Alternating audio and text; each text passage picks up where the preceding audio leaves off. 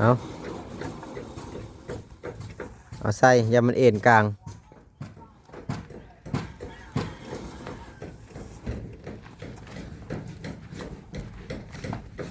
สองตับ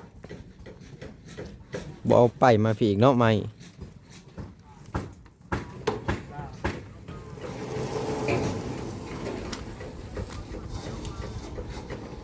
สามตับโอเคครบ15ตับเนาะ15ตับเลยพี่น้องเอ้ย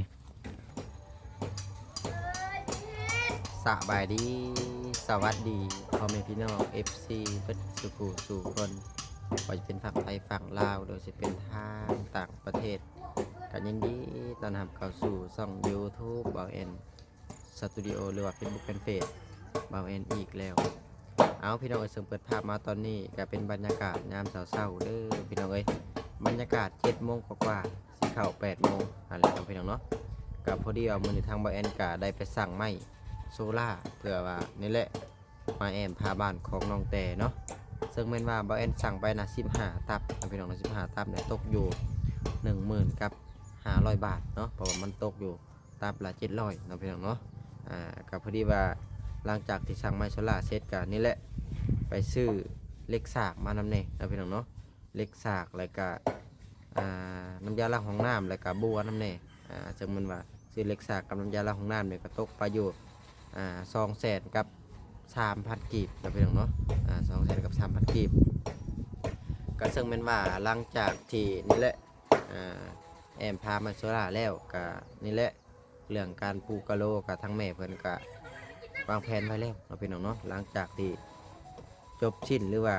เห็นแล้วทีละขั้นทีละตอนจึงว่าการเรื่องปลูกกะโหลอะไรเนาะพี่น้องเนาะเพราะว่าก็มี FC ก็คอมเมนต์เข้ามาหลายอยู่แต่ว่าบ่เอ็นก็ยังบ่ทันมีเวลาสิไปตอบเพิ่นนะพี่น้องเนาะก็มีแต่ว่าบ่เอ็นก็จะไล่ตอบตามหลังอะไรเนาะพี่น้องเนาะก็มีแต่ว่าตอนนี้ก็ทั้งไม้โซล่าก็ถือว่าเพิ่นก็เอาขึ้นรถเป็นที่เรียบร้อยเนาะซึ่งมื้อนี้ทั้งสร้างเพิ่นก็หยุดงานครับพี่น้องเพิ่นติดเวียกเพิ่นก็เลยบ่ได้มาเนาะบ่เอ็นกันนี่แหละจะมาอัปเดต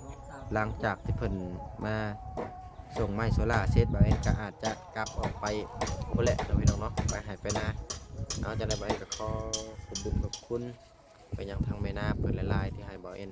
มาเป็นสะพานบุญให้ในครั้งนี้บ่เอ็นก็ขอให้แม่เพิ่นจงอยู่ดีมีแรงความเจ็บบ่ให้ได้ความไข้บ่ให้มีปราศจากโรคภัยไข้เจ็บทุกสิ่งทุกอย่างขอให้ครอบครัวทั้งแม่จงมีความสุขความเจริญเอาพ่อแม่พี่น้อง FC ก็คือกันผู้ใดที่เข้ามารับชมคลิปบ่าวเอ็นตั้งแต่ต้นจนจบคลิปความโฆษณาคอยกดไลค์กดแชร์บ่าวเอ็นจะขอให้พ่อแม่พี่น้อง FC จงอยู่ดีมีความเจ็บบ่ให้ได้ความไข้บ่ให้มีปราศจากโรคภัยไข้เจ็บทุกสิ่งทุกอย่างคือกันขอให้ครอบครัวพ่อแม่พี่น้องปาลุงจงมีความสุขความเจริญคือกันเด้อพี่น้องกับประมาณนี้แหละกระสั้นก็จะได้ท่าเพิ่นเอาพามาโซล่ามาแล้วก็หลังจากนั้นก็จะอัปเดตเล็กๆน้อยๆก็จะได้กลับออกไปแล้วไปก็ได้พี่น้องเอ้ยเอาพี่น้องเอ้ยเสื่องเปิดภาพมามือนี่ก็มาอยู่โรงงานลูซิ่งหรือว่าโรงงานครบจบอุปกรณ์การก่อสร้างอะไรเนาะพี่น้องเนาะบ่ว่าสิเป็นกะโหลบ่ลูซิ่งอย่างต่างๆมีครบเนาะพี่น้องเนาะสามารถสั่งน้ำเพิ่นได้ซึ่งบริษัทนี่เฮาสามารถถ่ายคลิปได้นะพี่น้องแบบว่าเป็นการโปรโมททางห้านเพิ่นเลยเป็นบางบริษัทเพิ่นจะบ่ให้ถ่ายพี่น้องถ่ายคลิปแต่ว่าบริษัทนี่เพิ่นให้ถ่ายเพิ่นนี่ถือว่าหัวการค้าก็คือตอนนี้นะบ่เอ็นได้สั่งอันนี้แหละไอโซล่านะพี่น้องเนาะจำนวน15ตับเพื่อเดินทางไปบ้านน้องแต่นี่แหละตอนนี้เพิ่นกำลังจะเอาเดินทางไปเนาะนี่ดิเพิ่นเอาขึ้นแล้วนี่แหละ15ตับนะพี่น้องสีเดิมสีเก่าหั่นแหละแต่ว่าเงินนี่เอายังบ่ทันจ่ายดีแฮงเลยโรงงานนี่บ่จ่ายเงินกะให้เอาไปเป็นจำนวน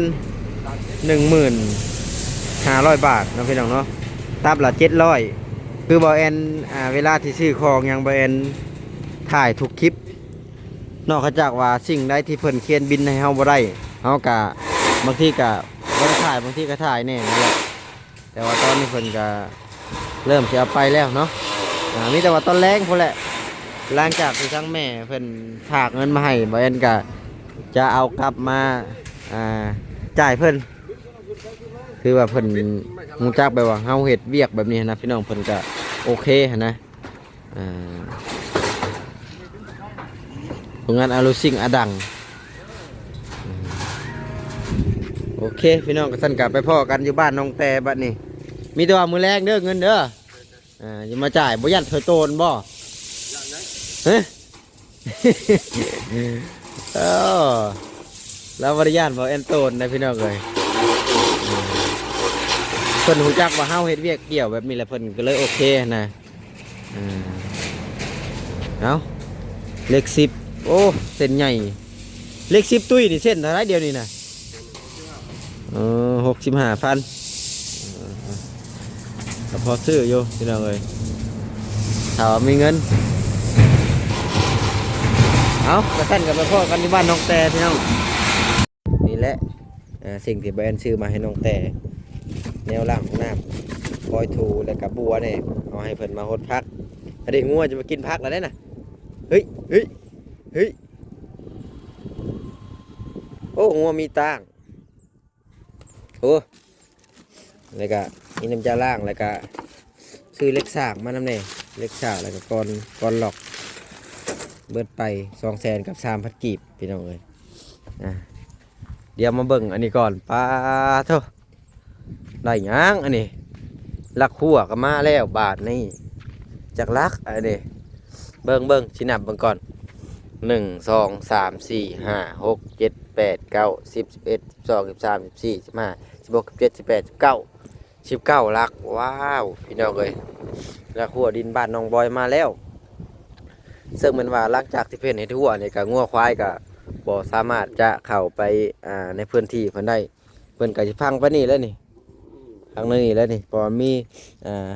ลักที่ดินในพี่น้องนี่แหละเพิ่นก็พังไปนี่แต่บ่ฮู้ว่ามือใดเพิ่นจะลงมือหั่นแหละก็ถือว่าทางบ่นี่น่าจะเป็นทางหลวงเพิ่นน่าจะจงพื้นที่ทางหลวงไปนี่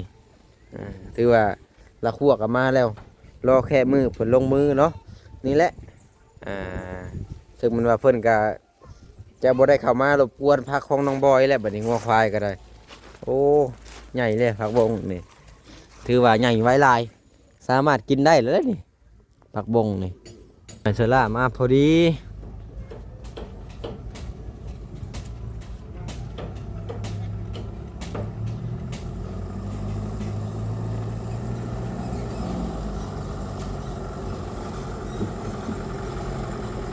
มาหอดแล้วบาทนี่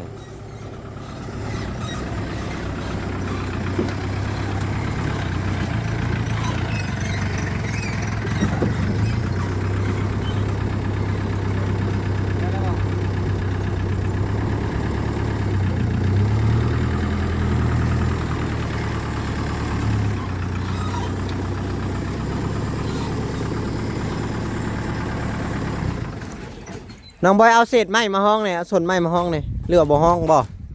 เอาส่วนไม้โตที่ปตัดนะมาห้องเนี่ยไม้เชล่ามาแล้วแต่ว่าสร้างบ่มามื้อนี้คือฮู้จักอันนี้เพิ่นชื่อบ่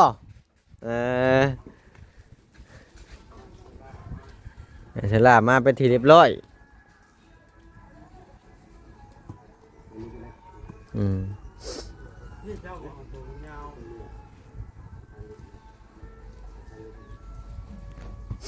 มันวิดบ่เขาบ่เอาลงบัญชีก็ได้เอาลงบัญชีก็ได้มันจังละเอียดแม่น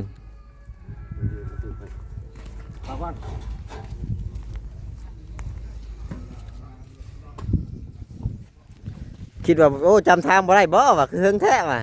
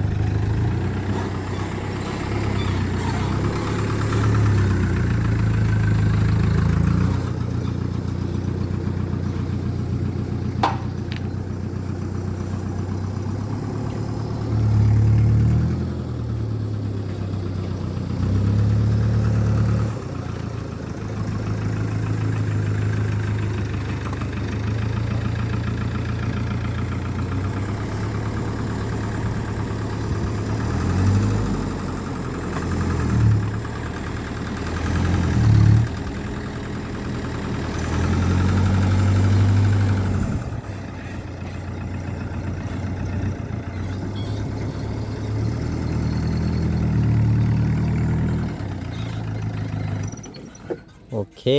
บาทนี่เบิ่งเพิ่นเอาลงก่อนบาดนี้พี่น้องเอ้ย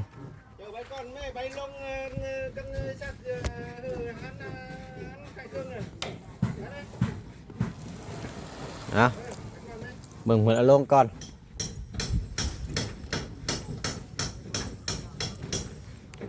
นี่แหละ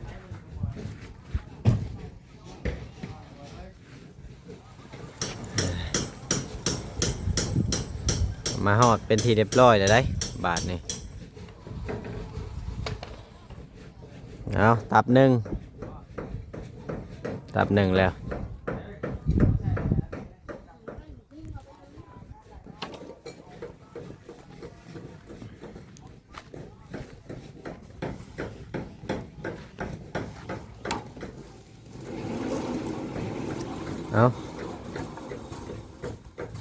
เอาใส่อย่ามันเอ็นกลาง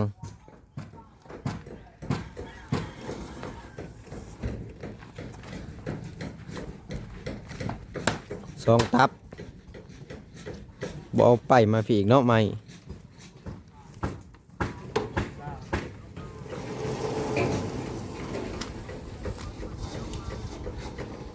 สามตับเอาสามตับ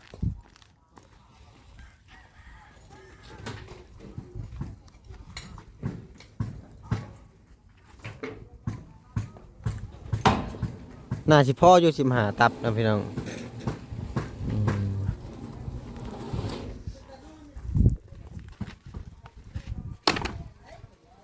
สี่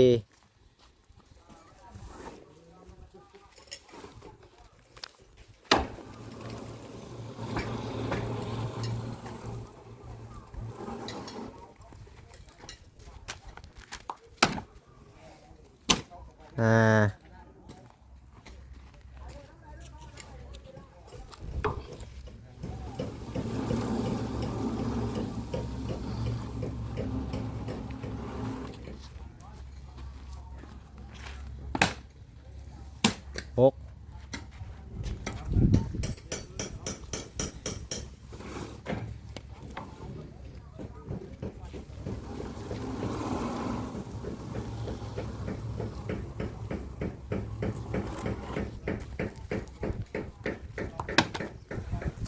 เจ็ด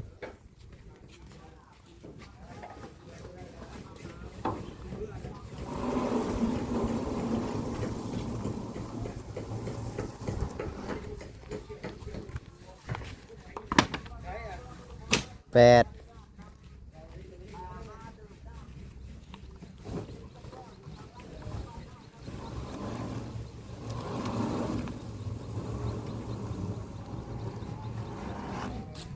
เก้า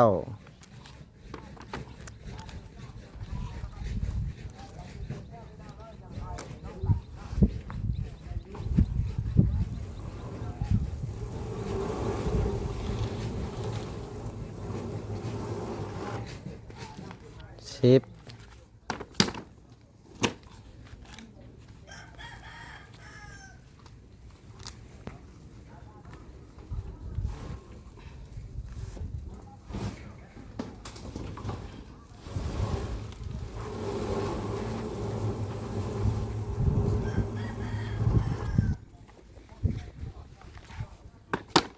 ิบเอ็ด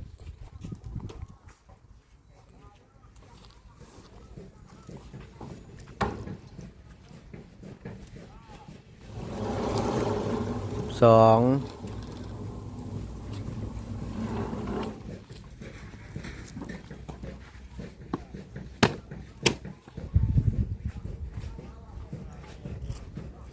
14 15เอาถือว่าครบพี่น้องเลย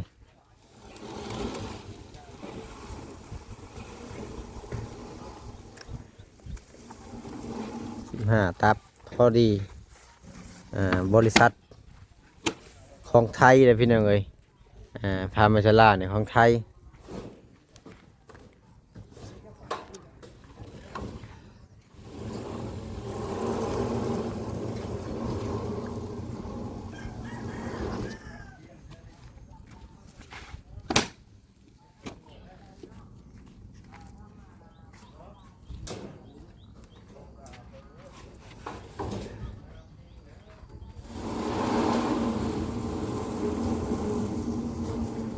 โอเค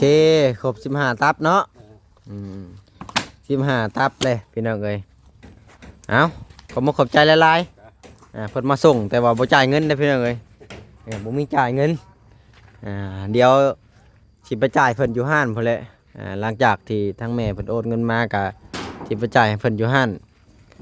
ก็พอดีว่าจะเอาอันนี้ให้น้องบอยไว้เลยนี่แหละเอาอันนี้ให้น้องบอยไว้พร้อมพี่น้องเอ้ยอันนี้เล็กสากซื้อมาใส่กันมันเตื่อยเนาะแล้วก็แนวฮดอันนี้ฮดพักอะไรเพิ่นเมื่อแล้วบานนี้เอาคือว่าอุปกรณ์นี่มาครบแล้วบัดนี้น้องบอยก็เลยซื้ออุปกรณ์ตัวนี้มาให้เจ้าต่อ